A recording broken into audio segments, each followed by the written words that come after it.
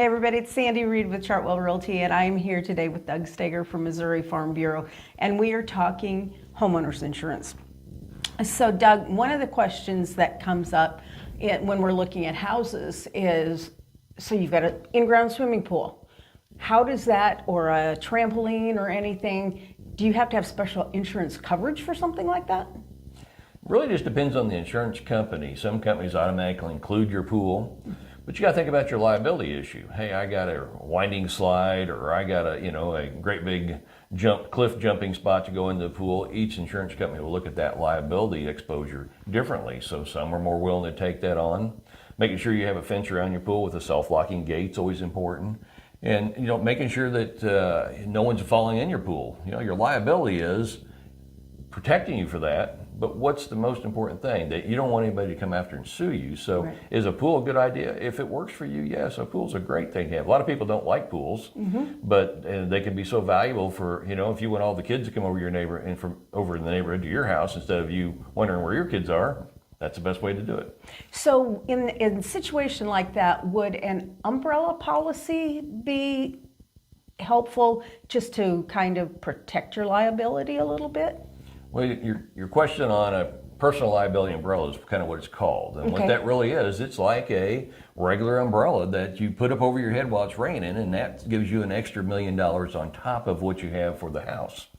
That's not necessarily needed for a lot of times. What you find is that, if your net worth is worth $1 million, what you're trying to do with the umbrella is protect somebody from coming and getting that $1 million back out of your own pocket. You're having the insurance company take that risk on. So is there a need for an umbrella? Just depends on the person. Someone has a $100,000 house and no other assets and nothing in the bank. No, they don't need that kind of liability protection. Well, I didn't know because of these vehicles are getting so expensive. If you have a car accident and total, I don't know, a Mercedes or a Maserati or something like that, I would think that I didn't, how do you know if you've got enough insurance to cover all of that?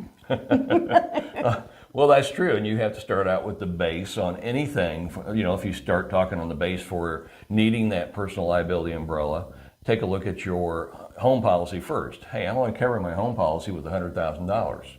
Well, that's not enough to even start with. So you have to have a base to even go buy the umbrella. Okay. And then, what's your need? If someone's only making $20,000 a year and just scraping by, they don't need to spend money for an umbrella.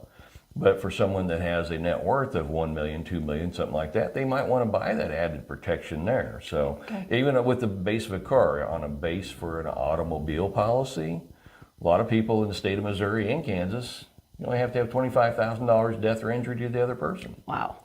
And maximum payouts $50,000, and then property damage is $25,000. So how far does $25,000 go today? Not very far. Yeah. Not very so far. What I try to tell my customers, it's so important for them to know, hey, let's protect you on your end. Let's not worry about the other guy. Let's protect you. Let's get your limits where you need to go. And if somebody injured you or killed you, they may have a little coverage, or they may not have anything.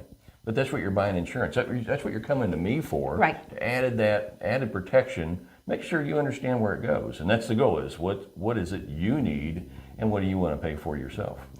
Well, and then one other question that came in my brain as we're talking, because that's what happens with me. If you have your tree falls on your neighbor's house, or it falls on their fence, I've heard that you're responsible, and then I've also heard that they're responsible for everything from their property line. Is there a concrete answer to that, or? This is real estate. You're hearing that a lot out of real estate stuff too. Ownership of the tree is a starting point. Okay. But if it's a live tree, who's responsible? Hey, tornado comes over and blows the tree, or a windstorm blows that tree over on your neighbor's house. They're not really responsible, because it could be an act of God, or it could be, hey, that tree is still in good shape, but it just blew over. Okay. It damaged the fence or damaged the house, then their insurance, if they have insurance properly, will cover that damage. Okay. If you got a tree growing in the fence line and let's say half of it falls over, well, whose half is it? Because it's in the fence line. That's a good point. But your tree could be hanging over in your neighbor's yard, and by rule, my understanding is that you can go cut that tree straight up over the top of your property line. So as long as it just, you could whack it clear off straight up. Now, I don't know if that's a good idea for being neighborly, but Well, that helps you. This has been excellent information, and thanks for sharing this with us today. Thank you. If the insurance I just shared with you is of interest to you and you'd like to continue this conversation, my name's Doug Stigger with Missouri Farm Bureau Insurance. Please feel free to swing by my office or pick up the phone and give me a call, 816-220-2222. And if you need a real estate agent that will put your needs in front of their own, give us a call, send us a text, respond to this video. We will be there and walk hand in hand with you throughout your real estate journey to get you to your next adventure.